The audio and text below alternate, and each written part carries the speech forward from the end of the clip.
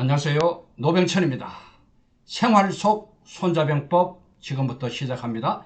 손자병법이 우리가 살아가는 생활 가운데 어떻게 실제로 적용이 될 수 있는가를 하나씩 제가 소개를 해 드릴 것입니다. 첫 번째 시간입니다. 난폭 운전자를 만나면 이런 경우가 있죠. 난폭한 운전자 도로에서 많이 만날 수 있습니다. 이야, 열받죠. 뒤에서 빵빵빵빵 난리 납니다. 어떡합니까? 슬쩍 보니까 아주 인상도 별로 좋지 않고 검은 안경 끼고 있고 차도 시커멓고 그런 경우도 가끔 있지 않습니까? 뒤에서 빵빵거리고 찝쩍대면은 신경질 나고 이거 어떻게 화도 나고 야 이거 어떻게 해야 되는지 여러분 어떻게 하겠어요? 이런 이상한 운전자 만날 수 있잖아요. 그냥 같이 소리를 쳐요? 같이 빵빵거려요? 어떻게 해야 돼요? 제가 실제로 이런 경험을 했습니다. 여러분도 물론 하셨겠지만 차를 타고 가는데 아내와 함께 분명히 우회전은 할 수 있는 길이에요. 우회전. 그리고 직진도 가능합니다. 저는 직진하기 위해서 맨 오른쪽 길에 차를 세웠거든요. 왜? 빨간불이 왔기 때문에. 빨간불. 그러면 차를 세워야 되잖아요. 그런데 바로 뒤에 있는 차가 우회전을 하는 차였어요. 우회전. 제가 서 있었잖아요. 그런데 거기는 분명히 직진도 가능한 그런 길이었습니다. 그럼 어떻게 해야 돼요? 뒤에 차가 기다려야죠. 당연히. 그게 맞잖아요.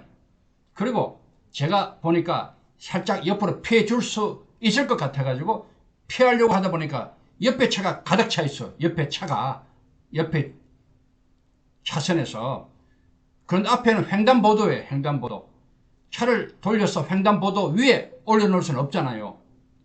옆에는 아내가 말합니다. 마음이 워낙 착하거든요. 제 아내. 죄송합니다. 잠시 보여드립니다. 제 손녀와 같이 했습니다.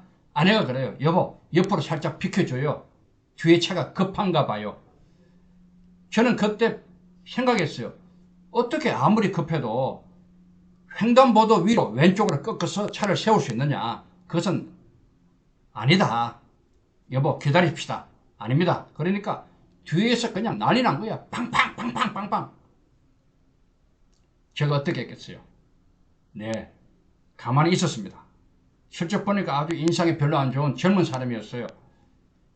드디어 옆 차선에 차들이 지나가고 저는 천천히 출발하려는 순간 차가 뒤에 딱 서더니만 그냥 앞으로 오는 거예요. 그 운전하는 젊은 사람이 오더니만 창문을 제 앞에 있는 창문 앞에서 삿대질을 하는 거예요. 어때 가겠어요, 여러분은? 제가 창문을 내렸어요. 그리고 바라봤어요. 그리고 내가 뭐 잘못했나요? 하고 눈을 똑바로 봤어요. 그러니까 제 기세에 눌렸던 것 같아요. 제 기세에. 그러더만 머뭇거리더라고요. 제가 계속 봤죠. 제 눈빛도 보통이 아니잖아요. 저도 뭐 물론 오랫동안 무술을 했잖아요. 저는 뭐 사실 붙어도 그 젊은 사람 한 명 정도는 제가 상대할 수 있습니다.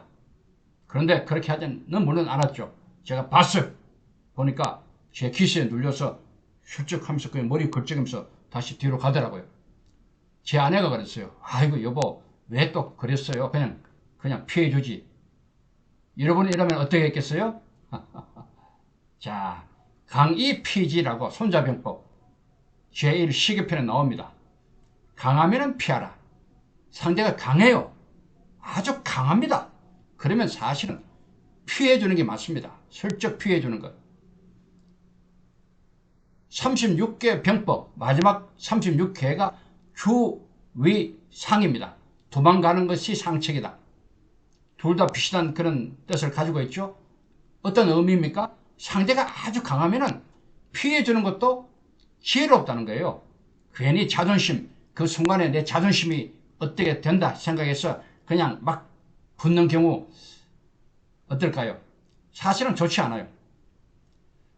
대단히 죄송합니다. 저는 그래도 자신이 있잖아요. 저는 오랫동안 무술을 했고 실제로 실전도라는 무술도 창시했던 그런 사람 아닙니까? 뭐 젊은 사람 지금도 서너 명 솔직히 자신 있습니다. 그렇기 때문에 제가 그렇게 대처할 수는 있었습니다. 물론 아내 말처럼 그 자리를 피하는 것이 가장 좋았어요. 그것이 가장 현명합니다. 여러분, 제가 말씀을 드립니다. 아주 난폭한 운전자 만나면 그냥 양보하고 피하십시오. 그렇게 제가 권고를 드리는 겁니다. 자, 얼마 전에 뉴스에 나왔죠. 별 희한한 인간들이 많아서 뒤에서 오토바이 타고 있던 젊은 청년이 벽돌을 가지고 와서 창문을 깨는 일이 있었습니다. 벽돌. 얼마나 화가 났겠어요? 벽돌로 창문을 때려칩니다. 이런 경우가 있었고요. 또 별별 일이 많습니다. 뉴스에 나오잖아요. 그냥 폭력을 행사하고 심지어는 살인까지 있습니다. 죽기도 해요. 이 운전자와 부딪혀서 이렇게 죽기도 합니다. 왜 이런 일이 벌어질까요? 요즘은 세상이 너무 이게 험악하다 보니까 정신적으로 문제가 있는 사람이 참 많아요. 정신적인 문제.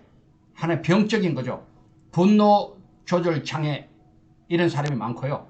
그러다 보니까 욱 하면서 이성을 잃어버려요. 정신적인 문제가 있잖아요. 그러니까 벽돌도 그냥 내던지고 때려치고 또 연장, 무서운 연장도 꺼내서 그냥 사람을 죽이기도 하고 이렇게 하는 거예요.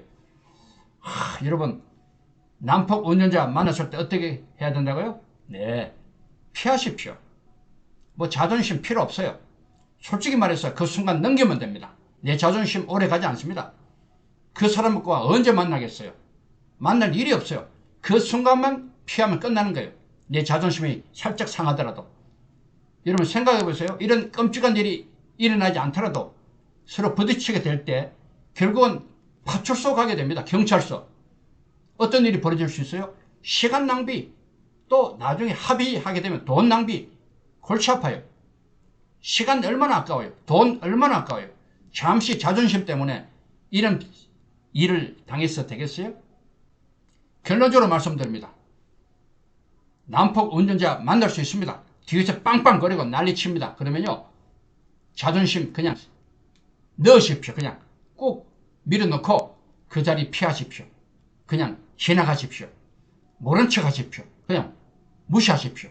그리고 그 자리를 피해가는 것이 가장 두고두고 후회하지 않습니다. 잠시 자존심 때문에 욱 하는 것 때문에 서로 부딪히지 않기를 바랍니다. 이것이 가장 좋은 방법입니다. 네, 이런 내용을 담아서 생활 속에 일어나는 여러 일들을 손자병법으로 풀어가는 책을 집필 중에 있습니다. 여러분 계속 응원해 주십시오. 구독, 좋아요, 알림. 제가 이런 일 안 하고 있잖아요. 앞으로는 부탁을 드릴 겁니다. 꼭 구독해 주시고 좋아요, 알림 해 주시면 고맙겠습니다. 여러분 오늘도 좋은 날, 행복한 날 되시기를 바랍니다. 감사합니다.